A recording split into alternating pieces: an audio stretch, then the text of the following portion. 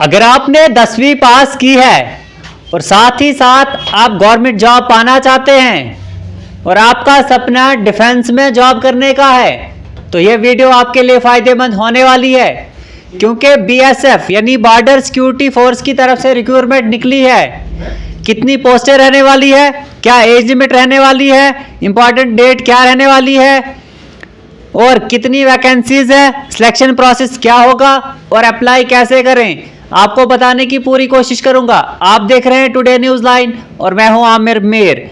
सबसे पहले अगर हम डेट की बात करें कि कब से फॉर्म लगने शुरू हो गए हैं या नोटिफिकेशन कब निकली है, अगर नोटिफिकेशन रिलीज डेट बोलूं तो 21 नवंबर 2024 को ये नोटिफिकेशन निकली हुई है और एप्लीकेशन फॉर्म कब से लगने शुरू हो जाएंगे, 1 दिसंबर 2024 से एप्लीकेशन फॉर्म लगने शुरू हो जाएंगे, यानी कुछ ही दिनों में जो है एप्लीकेशन फॉर्म लगने शुरू हो जाएंगे।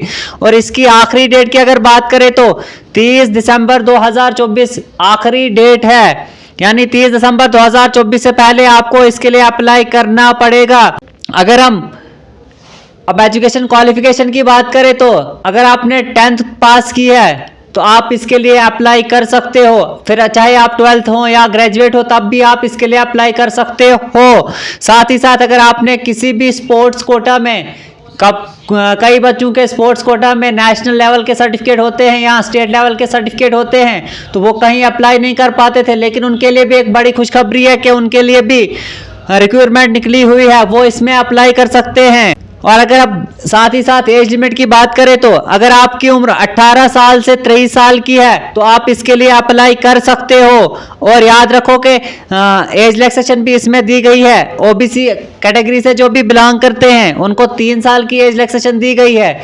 साथ ही साथ जो एससी या एसटी कैटेगरी से बिलोंग करते हैं उनको भी 5 साल की एज रिलैक्सेशन मिल गई है, यानी अगर आप 28 साल के भी हो और आप एससी या एसटी कैटेगरी से बिलोंग करते हो तो आप इसके लिए अप्लाई कर सकते हो। अगर मैं पोस्टों की बात करूं तो बीएसएफ ने कितनी पोस्टें निकाली है, यानी इस जीडी की पोस्टें निकली हुई है 275 टोटल पोस्टें हैं। और अगर मैं एप्लीकेशन फीस की बात करूं तो अगर आप जनरल कैटेगरी से बिलोंग करते हो या ओबीसी या ईडब्ल्यूएस कैटेगरी से बिलोंग करते हो तो आपको 147.20 रुपीज जो फीस होगी, नोटिफिकेशन पर ऐसा ही लिखा हुआ है कि 147.420 आपकी फीस ली जाएगी। साथ ही साथ अगर आप एसटी कैटेगरी से या एससी कैटेगरी से बिलोंग करते हो तो आपसे कोई भी फीस नहीं ली जाएगी। और अगर आप फीमेल कैंडिडेट हो तब भी आपकी फीस नहीं ली जाएगी। और अगर हम सिलेक्शन प्रोसेस की बात करें तो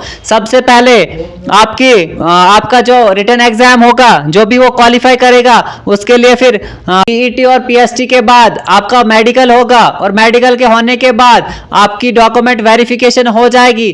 और साथ ही साथ अगर आपने किसी भी गेम का सर्टिफिकेट लगाया हुआ है या स्पोर्ट्स कोटा में अप्लाई किया है तो आपकी स्पोर्ट्स परफॉर्मेंस देखी जाएगी। याद रखो कि स्पोर्ट्स परफॉर्मेंस आपकी देखी जाएगी।